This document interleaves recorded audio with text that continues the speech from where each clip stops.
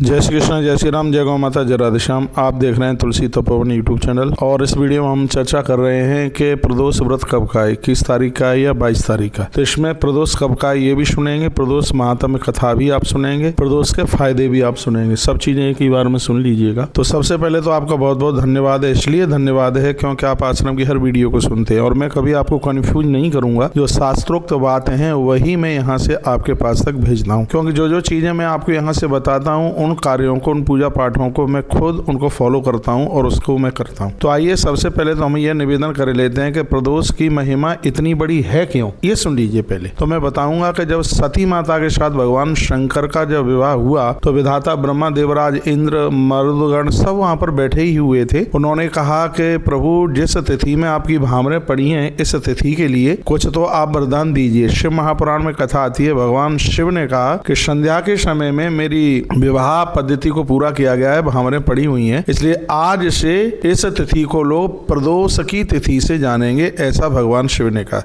कि जो इस प्रदोष का जो व्रत करेंगे वह मुझे अपने आप में अति प्रिय होंगे। तो ये मैं आपको कहना चाहूँगा कि पार्वती मैया और भगवान महादेव का जब विवाह हुआ उसे शिवरात्रि के रूप में बहुत हर्ष और उल्लास के साथ मनाया जाता है।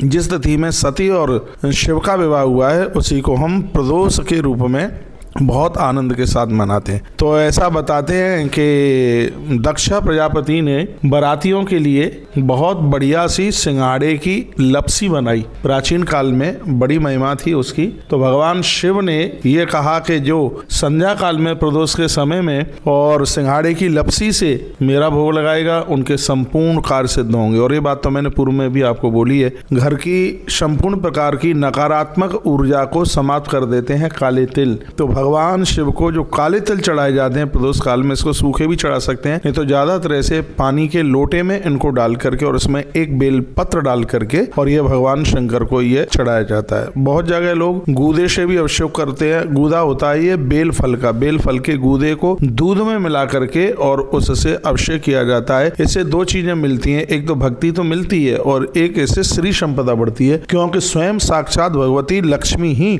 बेल वृक्ष के रूप में वह प्रकट हुई है, इसलिए इसको वरदान मिला। ये सब चीजें लिंग पुराण में बहुत ज्यादा विस्तार पूर्वक कही गई हैं। प्रदोष के दिन आप बच्चों के लिए भी अभिषेक करें। हमारे ग्रंथों में लिखा गया है कि शर्करा युक्त दुग्ध से, कच्चे दूध से यदि बच्चों के लिए आप महारुद्राभिषेक करेंगे तो बच्चों की पढ़ाई में बहुत ज्यादा आगे वह निकल जाएंगे। जड़ बुद्धि गुरुदेव बृहस्पति की तरह हो जाएगी। ये प्रभाव है शर्करा युक्त दुग्ध से भगवान महादेव का अभिषेक करने का। संध्या काल में दिया जरूर जलाइएगा।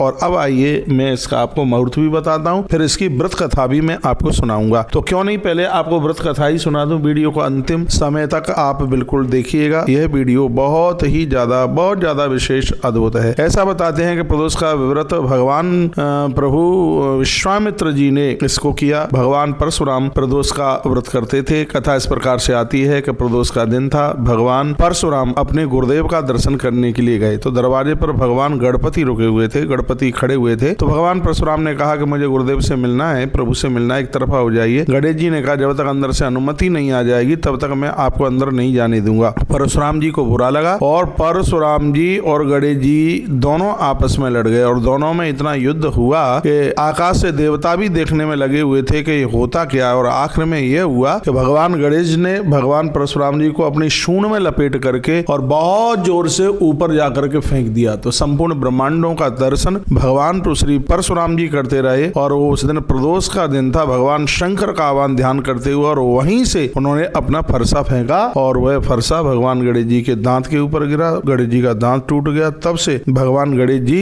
एक दंत हो गए, एक दंताय हो गए। तो मैं इस प्रदोष में मैं आपको कहूंगा कि स्वयं भगवान शंकर ने परशुराम जी को यह वरदान दिया है कि तुम मेरे परम भक्त हो, प्रदोष का व्रत करते हो तो मैं तुम्हें 7 चिरंजीवियों में चिरंजीवी रहने का मैं तुम्हें वरदान देता हूं। प्रदोष के व्रत के द्वारा भगवान परशुराम आज भी 7 चिरंजीवों में से एक हैं। और वह श्लोक मैं आपको बता देता हूं वह श्लोक कौन सा है जिसमें आयु बढ़ जाती है इन 7 चिरंजीवियों का नाम लेकर के। अश्वस्थामा बलिर व्यास हनुमान विभीषण कृपा परशुराम शप्तेता चिरंजीवना। ये 7 चिरंजीव हैं, उनमें भगवान श्री परशुराम जी का नाम आता है। भगवान परशुराम जी का नाम लेने से लोगों के आयुष बढ़ जाते हैं, उनकी उम्र बढ़ जाती है। अब मैं आपको कहना चाहूंगा प्रदोष की पूजा का टाइमिंग्स क्या है। प्रदोष की पूजा का टाइमिंग्स संध्या के समय में 6:16 से यानी 6 के लगभग 15:30 से यह पूजा का टाइम रात्रि 8:48 तक का टाइम है और ये बहुत बढ़िया टाइम है, बहुत बढ़िया समय है। और प्रदोष की पूजा जो है वो कल है, यानी कल 21 तारीख को यह प्रदोष की पूजा है। तो शाम को लगभग 6:15 से लेकर के 6:15 यहाँ से पूजा का टाइमिंग शुरू हो रहा है और यह पूजा रात्रि को 8:48 तक चलेगी, यानी संध्या काल में। हमेशा प्रदोष संध्या काल में ही होता है और ये मैंने बहुत विस्तार पूर्वक सब वीडियो के माध्यम से आपको बता दिया है। तो आप बेर भी माघ का महीना है, भगवान शंकर के ऊपर माघ के महीने में बेर चढ़ाने की बड़ी महिमा है, गन्ने के रस से अभिषेक करने की बड़ी महिमा है, प्रदोष में गन्ने के रस से खीर बनाकर भगवान शिव का भोग लगाने की बड़ी महिमा है। बहुत बहुत धन्यवाद, आपने वीडियो को पूरा सुना। अगली वीडियो आप पूर्णिमा के बारे में सुनेंगे, माघ मास की पूर्णिमा इतनी खास क्यों है ये आप सुनेंगे। तब तक आप इंतजार करते रहिए और अपना ध्यान रखिए। और ये आप सबको पता है दिल्ली का कार्यक्रम बड़ा अद्भुत है। 23 तारीख को जिसकी कलश यात्रा, भव्य कलश यात्रा 11 बजे निकलने के लिए जा रही है। आप सब दिल्ली खादर